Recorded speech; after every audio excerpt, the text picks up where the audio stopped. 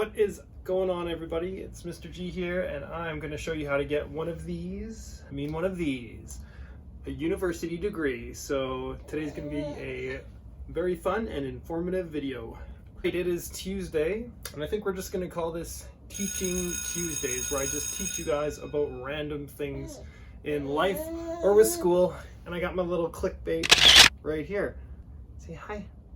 Hi. She's super happy to be here.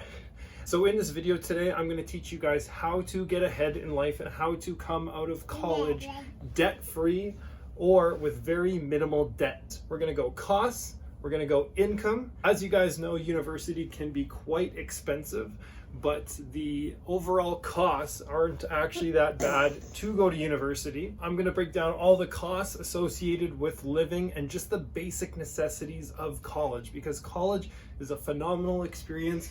It's probably one of the best times in your life that you'll have, but also the worst times in your life because you're going to be super poor and scrounging for money. Okay, so tuition actually isn't that bad if you go to university. So I went to the University of Saskatchewan, and right now tuition is $6.5K per year.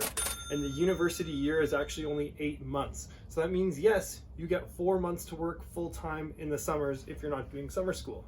So you're gonna probably pay around $500 or $600. I just will say $600 a month for rent. You'll also need to buy food, as that's pretty important. So that'll be $150 a month for a university student on average.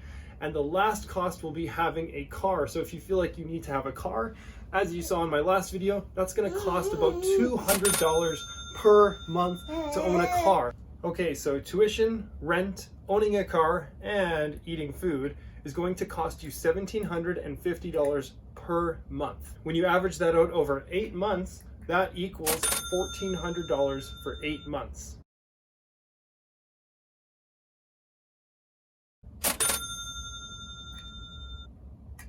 Add it all up, and then we have a whopping $17,000 for the year to pay for all of those things. And obviously you don't need those things. You can cut out one of those and save a ton of money. If you're able to live at home, you're going to save yourself a ton of money. As you can see, rent and living expenses and groceries are actually way more than tuition itself. The next thing we're going to talk about is income and how much money you can make while going to university. So I actually worked through university part-time at the Delta Bessborough Hotel, and it was a really good job.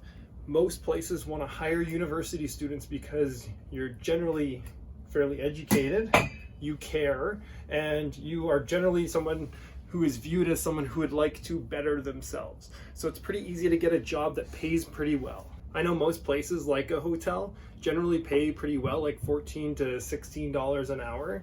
I worked an average of 10 hours per week, which isn't a lot. That's like 2 shifts, 2 part-time shifts a week. At 8 months of part-time work, that's going to give you $4,500 that you are going to make during the university months. Depending on your classes, you could actually probably work 20 hours a week. And obviously if you work 20 hours a week, you would just double your money. So that would give you $9,000 in income during those 8 months. Okay, I gotta go bring you to your mom. Okay, baby is gone. Now you are able to work for 4 months. That's the best part about university, is you get 4 months off for summer holidays. Best times ever. Okay, so that means you can work 4 months and work full-time hours and not have to pay tuition. So this is your time to get ahead. That means you should be able to clear $2,000 per month. Times that by 4 months, you can make $8,000 in 4 months, which is more than your tuition will cost you. The other thing that's just a bonus, but I'm not even gonna count it in there, is you get tax returns usually every April. So university is winding down at that time, but you're also gonna get this huge surplus and huge bonus of tax from the government. So that's gonna be thousands of dollars in your pocket, but we're not even gonna factor that in.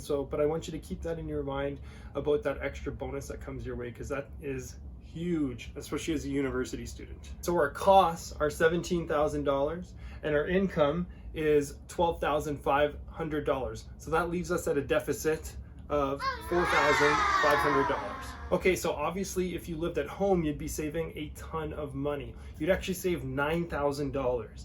Now, saving that $9,000 and just working 10 hours per week and working somewhat full-time in the summer, you're going to actually run a profit of $3,500 in a year, plus whatever money you'd bring back on taxes.